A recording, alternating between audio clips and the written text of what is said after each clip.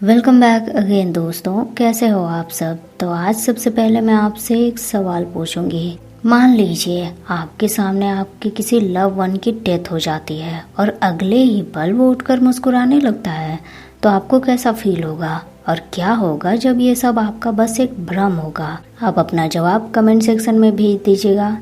तो आज की हमारी सीरीज है eternal yesterday, Japanese BL series है ये, और कहानी है कोइची और मितारो की। कोइची एक हंसमुख लड़का है और बिल्कुल सोशल टाइप का है। वहीं मितारो एक अच्छा खासा टैलेंटेड लड़का तो है, लेकिन वो इंट्रोवर्ट है। कहानी की शुरुआत मितारो से होती है। एक दिन स्कूल की छुट्टी के टाइम बारिश होने लगी थी। मितारो छाता लेकर नहीं आया था, इसीलिए स्कूल के बिल्डिंग में ही बारिश रुकने का वेट कर रहा था। तभी स्पोर्ट्स क्लब के कुछ लड़कों का ग्रुप बारिश से बचने के लिए उसके बगल में आकर खड़े हो जाते हैं और मितारो को उनके बीच वो लड़का भी दिखता है जिसको देखकर वो अलग फील करता है। उस लड़के से मितारो की नजर हटती ही नहीं। वो लड़का मितारो का क्लासमेट ही था, पूरे क्लास में पॉपुलर था, पर मितारो ने उससे बात कभी नहीं करी थी। वो लड़का भी नोटिस करता है कि मितारो की नजर हमेशा उसी पर होती है।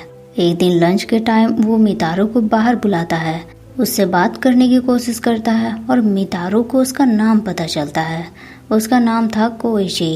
कोइची उसकी तरफ फ्रेंडशिप का हाथ बढ़ाता है।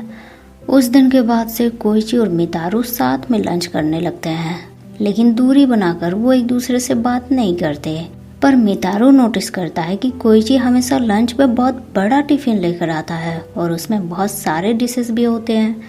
कुछ डिशेस बिल्कुल बच्चों की पसंद के होते हैं, जैसे कि ऑक्टोपस शेप, क्रैब शेप और भी रोज नए नए तरीके से। मितारो इस बात से थोड़ा क्यूरियस हो जाता है और एक दिन कोइची से पूछ ही लेता है।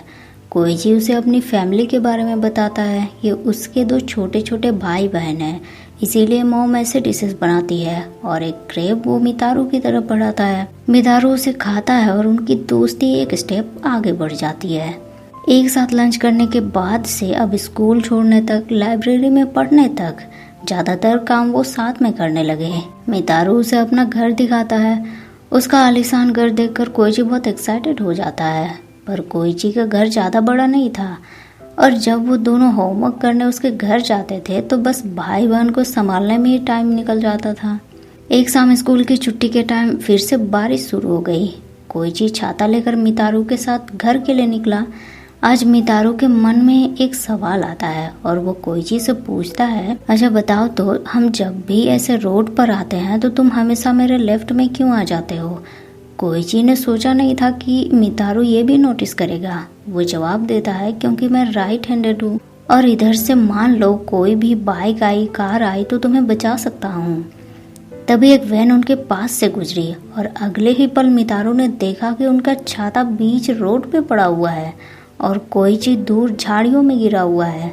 मितारो को यकीन नहीं हो रहा था कि एक ही पल में उसने कोइची को खो दिया था। लेकिन अगले ही पल कोइची ने अपनी आंखें खोली। ज़ॉम्बी की तरह टूटे गर्दन और पैरों के साथ वो उठकर खड़ा हो गया।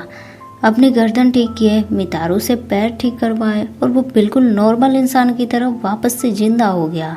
मितारो को इस बात पर भरोसा नहीं हो रहा था। वो कोइची के हार्ट बीट चेक करता है और जैसा उसने उम्मीद की थी, कोइची मर चुका था। उसके हार्ट बीट नहीं थे, बॉडी बिल्कुल बर्फ जैसा ठंडा था। और ये तो चमत्कार ही कह सकते हैं कि मरने के बाद भी कोइची जीता जागता सामने खड़ा था और सांस भी ले रहा था। मितारो उसे स्कूल वापस लेकर आता है। डिस्पेंसरी में अपनी क्लास की एक लड़की और क्लास प्रेसिडेंट को बुलाकर मितारो ने सब कुछ उन्हें बता दिया। उन्होंने भी कोइची के हार्ट बीट चेक किए और उन्हें भी महसूस हुआ कि वो तो बंद पड़ा हुआ है। मितारो उनसे कहता है कि ज्यादा दिनों तक हम सबसे ये बात नहीं छुपा सकते और अपने क्लास में सबको वो कोइची के बारे में बता देता है। मितारो उसे हॉस्पिटल लेकर नहीं जाना चाहता था, क्योंकि इससे कोइची की सच्चाई बाहर आ सकती है तो प्रॉब्लम होगी। लेकिन कुछ ही दिनों में मितारो नोटिस करता है कि कोइची को बिल्कुल भूख नहीं लगती और वो खाना नहीं खाता। मितारो को फिक्र होने लगती है कि अगर ऐसा ही रहा तो कोइची के शरीर के सारे ऑर्गन्स डैमेज हो जाएंगे और वो सड़ने लगेगा। वो अपने डैड को हॉस्पिटल में ही एक लेडी डॉक्टर से अपॉइंटमेंट लेता है। एक तरह से वो लेडी डॉक्टर मितारो की सेकंड मदर भी थी। मितारो के डैड के साथ उनके अफेयर्स थे। मितारू कोइची को लेकर उनके पास गया, उन्हें सारी बातें बताई और सारे चेकअप करने के बाद डॉक्टर ने कंफर्म कर दिया कि कोइची मर चुका है और ये केस बिल्कुल अद्भुत है क्योंकि मितारू एक जीता जागता लाश है। लेकिन कोइची के बॉडी सड़ने के कोई भी सिम्टम्स नजर नहीं आ रहे थे, लेकिन ऐसा भी नहीं है कि उसकी बॉडी सड़ेगी नहीं। फिर डॉक्टर थोड़ी घबराने लगती है। साइंस से घिरे होने के बावजूद वो किसी और बात से डर रही थी। वो मितारू से कहती है कि तुम्हें डर नहीं लगता कोइची से। मितारू को समझ नहीं आता कि इसमें डरने वाली कौन सी बात है। यह कोइची है और कोइची ही रहेगा, चाहे वो मरा हो या जिंदा हो। वीकेंड पर दोनों ट्रिप पर जाते हैं। कोइची को समुंदर देखकर बहुत खुशी होती है। वो तुरंत पानी में चला जाता है। मितारू उसे दूर से देखता है। उसके मन में थॉट्स आते हैं कि जब कोई मैन दूसरे मैन को पसंद करता है तो शायद ऐसी ही फीलिंग्स होते हैं, पर क्या कोइची एक्सेप्ट करेगा? सेम उसके जैसा फील करेगा वो? उस शाम बारिश शुरू हो गई थी, इस वजह से उनके ट्रिप थोड़े बोरिंग हो गए। कोइची मितारू से माफी मांगता है कि उसने फोर्स किए थे मितारू को, इसीलिए वो ट्रिप पर आया। पर ये बारिश हो गई, ट्रिप खराब हो गया, साथ में मितारू का मूड भी।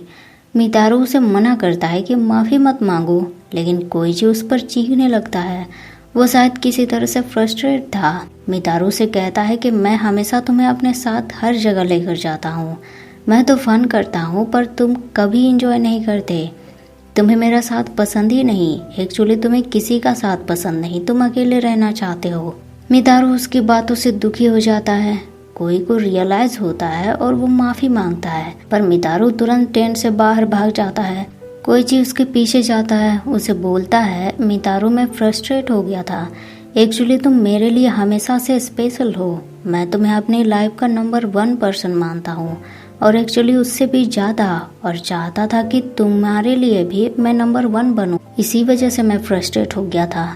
मितारू रोने लगता है। कोइची से कहता है कि तुम हमेशा से मेरे लिए नंबर 1 हो, मुझे हमेशा से तुम्हारा साथ पसंद है। कोइची खुश हो जाता है। दोनों के फीलिंग्स मैच हो गए थे और दोनों किस करते हैं।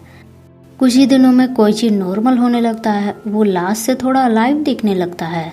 क्लास की लड़की उसे देखती है और यकीन नहीं होता उसे। वो मितारू से पूछती है कल पूरे दिन तुम दोनों साथ थे ना, कुछ स्पेशल किया था क्या तुम दोनों ने? मितारू के पास जवाब तो था, पर वो सब बताने का ये सही टाइम है कि नहीं, इसीलिए उसने नहीं बताया। तो कल रात कोइची पहली बार मितारू के घर पर ही रुका था। कोइची को तो भूख नहीं थी, पर मितारू डिनर खा रहा था। कोइची उसे बोलता है कि तुम्हारी माँ बहुत अच्छा खाना बनाती होगी, इसीलिए उन्होंने इतने सारे डिशेस बनाए तुम्हारे लिए। लेकिन मितारू उसे बताता है कि उसकी माँ की डेथ बहुत पहले ही हो चुकी है। मितारू डिनर करके फ्रेश होता है और कोइची को भी फ्रेश होने के लिए कहता है। कोइची कुछ सैड सा था। वो मितारू से कहता है तुम्हें मुझे देखकर क्रीपी वाले फीलिंग्स नहीं आते होंगे कि मैं एक डेड बॉडी हूँ, पर मैं होता तो शायद क्रीपी फील करता। मितारू को लगा इसका मतलब अगर वो डेड बॉडी होता तो कोइची उससे नफरत करता। कोइची का ये कहने का मतलब नहीं था, उसे खुद से घिन आ रही थी। मितारू उसे किस करता है और कहता है अगर मुझे तुम क्रीपी लग रहे होते तो मैं ऐसा नहीं करता। उस रात कोइची को मरने के बाद फर्स्ट टाइम हीट महसूस हुआ, उसकी बॉडी गर्म हुई और दोनों ने कुछ टाइम साथ बिताए। मितारू अपनी यादों में खोया हुआ था। क्लासमेट उसे होश में ले आई। मितारू बताता है कि नहीं, हमने कुछ भी स्पेशल कल नहीं किया था। लड़की बोलती है इसका मतलब कोइची एक ओनी है, यानी कि एक जीता जागता लाश, लाइक ज़ॉम्बी, और ये किसी न किसी चीज से एनर्जी को ले रहा है क्योंकि ओनी इंसान को खाते हैं। मितारू उसे डांट लगाता है कि ये क्या बकवास कर रही है। कोइची भी बोलता है कि मेरा टेस्ट इतना भी बुरा नहीं है। लड़की पेपर पर एक स्टार बनाती है और उसे कोइची के सर पे चिपका देती है। इसके साथ ही कोइची स्टैचू बन जाता है। लड़की बोलती है देखा, ये ओनी ही है, ये रिचुअल केवल ओनी पर ही वर्क करता है, और अगर ये इंसान नहीं खा रहा तो कोई तो चीज है जिससे ये एनर्जी ले रहा है। मितारू लड़की से कोइची को नॉर्मल करने के लिए बोलता है। लड़की उसे वो पेपर हटाने के लिए कहती है और पेपर हटाते ही कोइची फिर से नॉर्मल हो जाता है। तो आज के लिए बस इतना ही दोस्तों, इसका नेक्स्ट पार्ट मैं जल्द लेकर आऊंगी। मिलते हैं फिर नेक्स्ट वीडियो में, तब तक के लिए thank you so much guys for watching the video.